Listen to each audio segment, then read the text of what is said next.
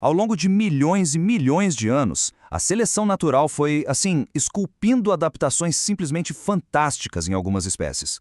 E hoje, a gente vai analisar uma das ferramentas de sobrevivência mais geniais de todo o reino animal, a camuflagem. Ela é usada tanto para caçar quanto para se defender, e alguns animais levaram isso a um nível que, olha, desafia nossa imaginação. Já parou para pensar nisso? Como é que seria ter a capacidade de repente, desaparecer? Pois é, para os animais que a gente vai ver agora, isso não é fantasia, não. É a realidade de todo dia e é a chave para conseguir sobreviver.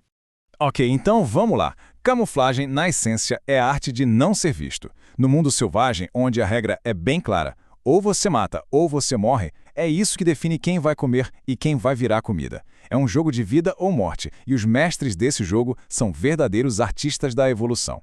Nosso primeiro grupo de especialistas vive em florestas, em matas. E eles não apenas vivem ali, entre as folhas e os galhos. Eles se tornam as próprias folhas e galhos. Vamos ver como é que isso funciona na prática. Esse inseto que a gente conhece como esperança tem uma estratégia brilhante. As asas de fora dele são uma réplica perfeita de uma folha, o que o torna praticamente invisível no meio da vegetação durante o dia. Aí, ele só se move à noite usando as asas de dentro, que são as de voo de verdade, para se locomover. Agora, um desafio. O próximo animal é tão, mas tão bom em se esconder, que ganhou o apelido de pássaro fantasma. É quase impossível de achar, mesmo quando se está olhando direto para ele. E o nome tem uma origem fascinante. Em Tupi-Guarani, urutau quer dizer literalmente pássaro fantasma.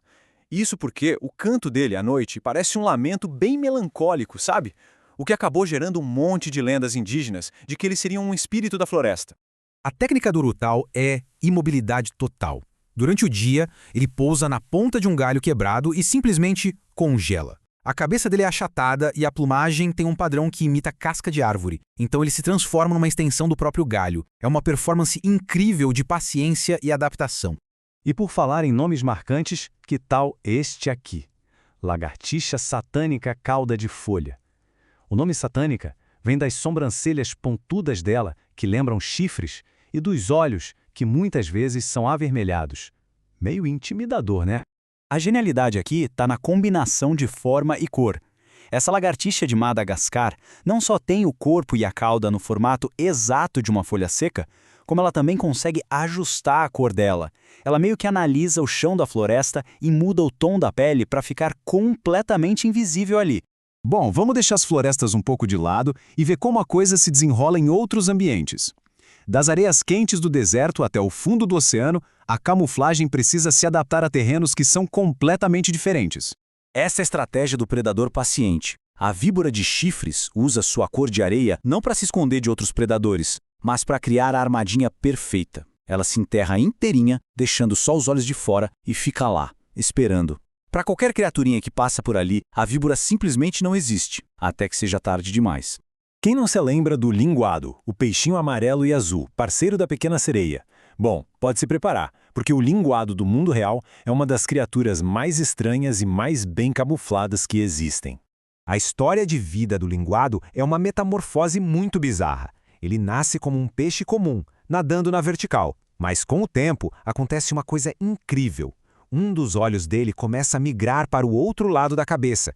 Ele então deita de lado no fundo do mar pelo resto da vida com os dois olhos apontados para cima. Fica perfeitamente adaptado para uma vida de emboscada no leito do oceano.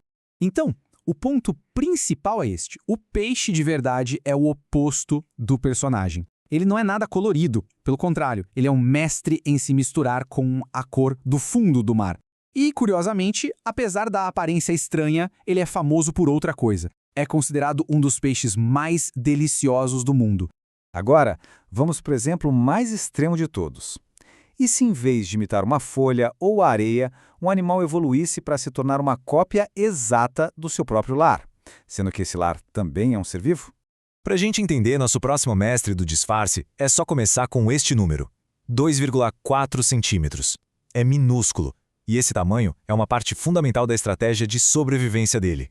Esse é o cavalo marinho pigmeu, e ele representa o auge da coevolução, que é quando duas espécies evoluem juntas, uma influenciando a outra. Ele não só vive nesse tipo específico de coral, ele se transformou para ficar exatamente igual ao coral. O corpo dele é coberto por umas bolinhas que imitam perfeitamente os pólipos do coral, que é a casa e o esconderijo dele. É um caso extremo de mimetismo. A camuflagem é tão, mas tão perfeita que a espécie só foi descoberta por acaso. Uns cientistas coletaram um coral para estudar e só quando chegaram no laboratório perceberam que tinha uns cavalos marinhos minúsculos vivendo ali.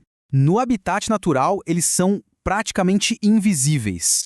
O que a gente viu aqui é só uma pequena amostra da incrível criatividade da evolução, de insetos que viram folhas, a peixes que se transformam e cavalos marinhos que desaparecem dentro da própria casa. A gente viu a esperança imitando uma folha viva, o urutau se passando por um galho, a lagartixa satânica virando uma folha morta, a víbora escondida na areia, o linguado no fundo do mar e o cavalo marinho pigmeu se fundindo com o coral. Cada um deles achou uma solução única para o mesmo desafio: sobreviver. Isso nos traz de volta a pergunta lá do começo. Depois de ver todos esses mestres da ocultação, a questão continua no ar. Se esse poder de desaparecer estivesse ao nosso alcance, para que ele seria usado? A natureza usa para sobreviver. E a gente?